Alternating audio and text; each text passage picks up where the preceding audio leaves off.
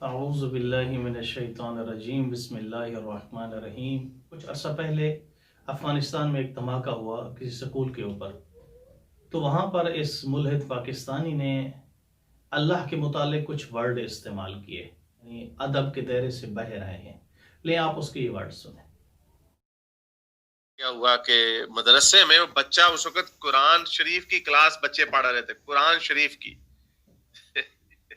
امین اللہ میاں کو شرم نہیں آئی کہ یہ بیچارے چھوٹے چھوٹے معصوم بچے اللہ کو یاد کر رہے ہیں، تو میں بم ڈسپوز ہی کر دوں، بم ڈسپوزل اسکواڈ ہی بھیج دوں یا خود ہی اوپر سے فرشتے بھیج دوں، لیکن نہیں، اللہ کو شرم نہیں آئی۔ کیسے آئے گی؟ کیونکہ اللہ ہے ہی نہیں، ہوتا تو مرنے دیتا ان بچوں کو۔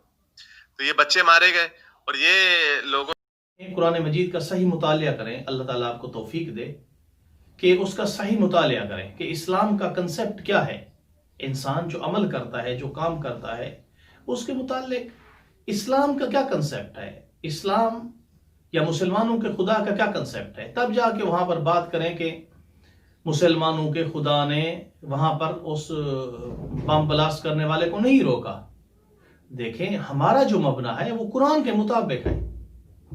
آپ چاہیں تو قرآن میں پڑھ سکتے ہیں۔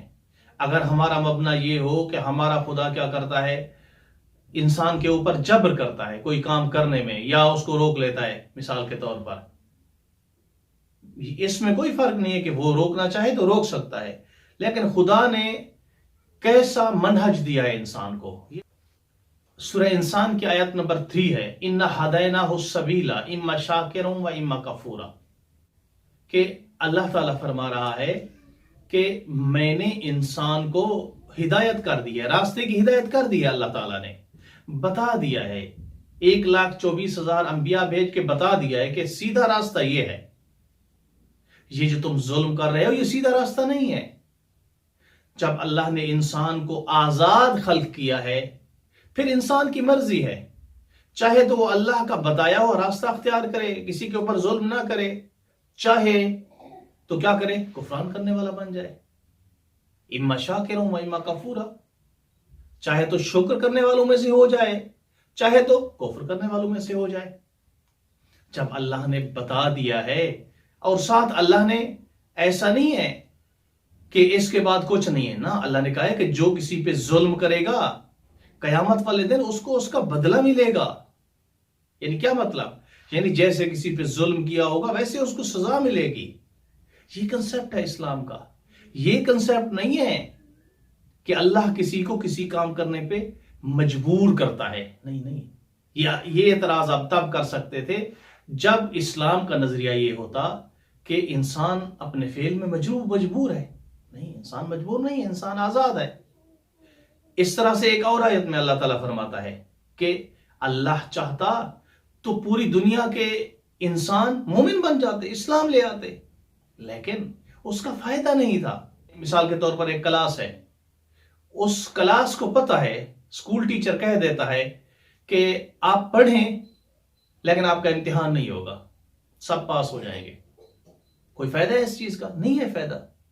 اگر یہی خدا کہہ دیتا کہ تمام کو کیا کر دیتا، تمام کو مجبوراً اسلام پہ لے آتا، تمام کو ایمان میں داخل کر لیتا، تو اس کا کوئی فائدہ تھا؟ کوئی فائدہ نہیں تھا۔ انسان کی قیمت اور قدر کا پتہ اس وقت چلتا ہے جب کسی امتحان میں جاتا ہے۔ یہ تو انسان کی عقل کا تقاضا ہے۔ کیا فرماتا ہے اللہ تعالیٰ قرآن مجید میں؟ اللہ فرماتا ہے کہ وَلَوْ شَاءَ رَبُّكَ لَآمَنَ مَنْ فِي الْأَرْضِ كُلُّهُمْ جَمِيعًا، کہ جو بھی زمین میں انسان ہے، اللہ اگر چاہتا تو سارے کے سارے کیا لے آتے؟ ایمان لے آتے۔ لیکن اللہ کسی پہ زبردستی نہیں کرتا۔ تو اس کا مطلب یہ ہے کہ جو لوگ اس حملے میں ملوث ہیں وہ ظالم ہیں قرآن کے مطابق اور رسول خدا کی سیرت کے مطابق، تو اللہ ان کو کیا کرے گا؟ عذاب دے گا۔ یہ آپ کا اس طرح سے کہنا کہ اللہ نے ان کو کیوں نہیں بچا لیا، نہیں، اللہ انسان کو اختیار دیتا ہے۔ آپ کو اختیار دیا، آپ ملحد ہو جائیں یا کوئی اور چیز بن جائیں، چاہے تو شراب پئیں، چاہے تو غلط کام کریں، نہیں، آزاد ہیں آپ۔ لیکن ایک دن اس کا کیا کیا اللہ نے؟ معین کیا ہے، انسان کے حساب کا معین کیا ہے کہ اس دن آ کر آپ نے لوگوں نے حساب دینا ہے۔ یہ ایک منطقی بات ہے اس بات کا کوئی انکار نہیں کر سکتا. تو اللہ نے انسان کو آزاد خلق کیا ہے. جب آزاد خلق کیا ہے تو کسی پہ خدا تعالیٰ جبر نہیں کرتا. آزاد ہے اپنے فعل میں. اچھا کرے گا تو اچھا پائے گا، برا کرے گا تو برا پائے گا. الحمدللہ رب العالمین.